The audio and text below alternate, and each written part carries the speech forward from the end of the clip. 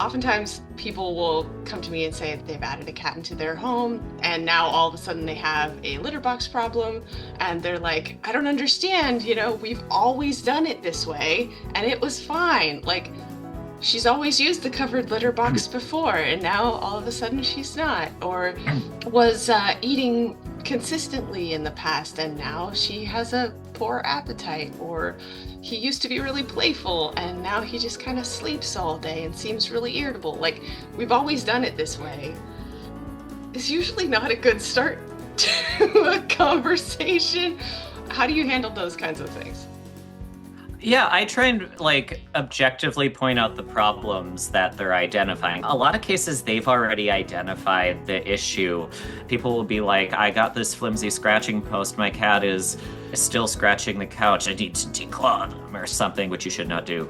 No. It's something that's like, well, maybe you just didn't get a good scratcher, or maybe it's not in the right location, or maybe you need more of them. Cats are more flexible than we give them credit for. They will put up with things that they don't necessarily like, or there will be things that objectively are not a great idea. And the end result might be that they work, or they may appear to work. Now we have information that's like, wait, no, maybe not the best approach to this. I'm going to use your example that you mentioned, Misty, of cats not eating when they've introduced another. Oftentimes that's accompanied by we tried following the method that's out there, basically almost entirely relies on feeding the cats near each other, which you should not do because cats hate that.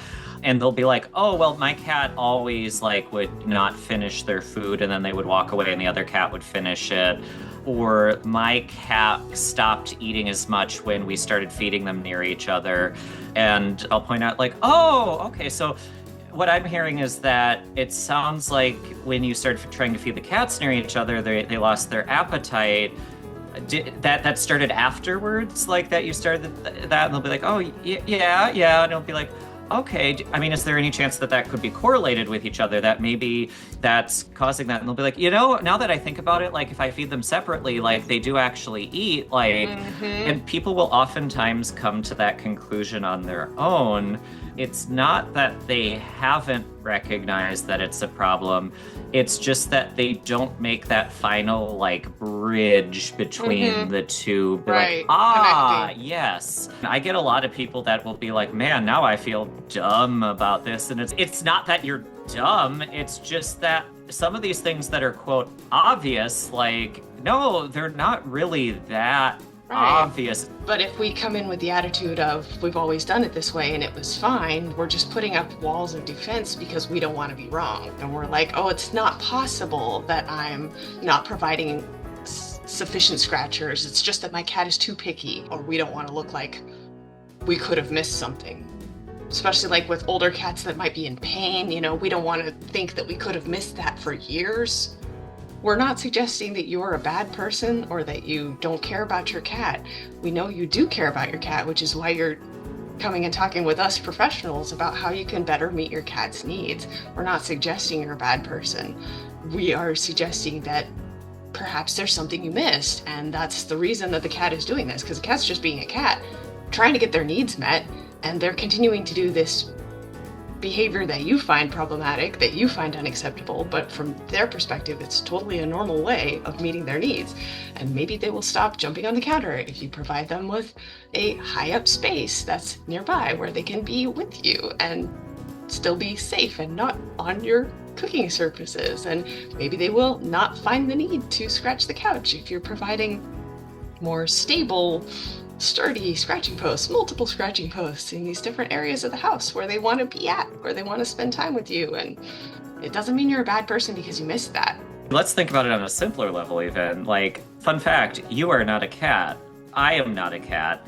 People watching this are probably not cats. I don't expect people to intuitively be like, yes, this is the right amount of stuff for their cat. And also every cat is different. You have to think about, what does that individual cat need? Okay, there's something going on here. My cat, there's something happening with them.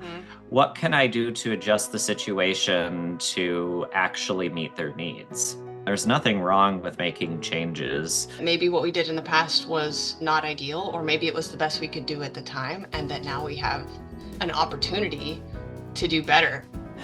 feeding your cats near each other during introductions is just not the way. People are like, well, what do you do instead? And I'll be like, okay, let's use training. And they'll be like, but we're using treats for that. People are like, yes, treats. Treats are good. They're building a positive association. And I think actually probably the bigger benefit is the predictability and the control that the cat feels. It may not even be like building a positive association so much as it's reducing fear, which is, I mean, what we're trying to do is we're trying to reduce fear because you're dealing with fear and stress with the cats. It's not that it's the treats themselves that are actually the beneficial part, even though it may appear like that. It's the security that the cats get from the control and the predictability and understanding what's going to happen. And it's also the learning and the reinforcement of the behaviors that like they're learning like, hey, I can do other things. They're learning that the other cat, predictable things happen when they're around. And that's the more important and the more effective part of it.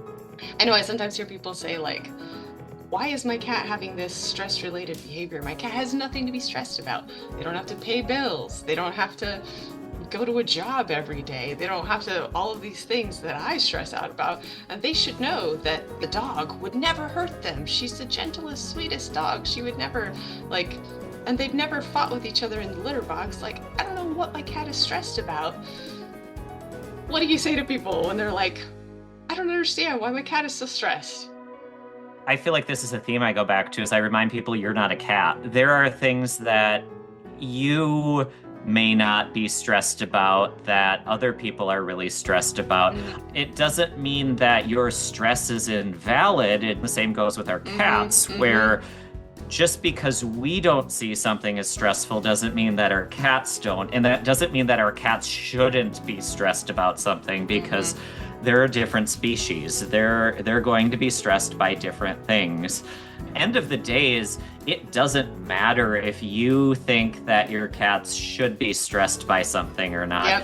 They are, and it's going to be more helpful for you to recognize that they are stressed by something and take steps to help them feel less stressed. And the key there is helping your cat feel less stressed, which probably will have the effect of helping you feel less stressed. It's just, you have to see it from the perspective of your cat 100%. First and foremost. I think it's similar to with humans, like phobias and traumas, like somebody else might have a phobia that's unreasonable from your perspective.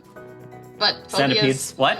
Yeah, like phobias aren't about being rational. It's the primal instinct in our brain that gets triggered by something that we have had a scary experience with for whatever reason. If the stress they're experiencing is too intense, or it's prolonged, or they don't understand it and it's of course out of their control, then yeah, they're going to be stressed. And that's the value of these things like the pattern games for introductions, is it gives that predictability, and us paying attention to their body language, hearing when they're saying, with their behavior, when they're saying no or stop, and respecting that, and making the aversive experiences as minimal and as short-lived as possible, and then trying to offset those with a boatload of positive experiences. I think that connects perfectly with one of my favorite topics, which is cooperative care. I know one of the things that like vets talk about a lot are needs versus wants, you know, having to decide, okay, do I need to do this immediately or horrible, like bad thing happened to them? And generally the answer is probably no. I may want to get it done because it's convenient for me, but then I'm like, well, am I going to end up creating more work for myself long term?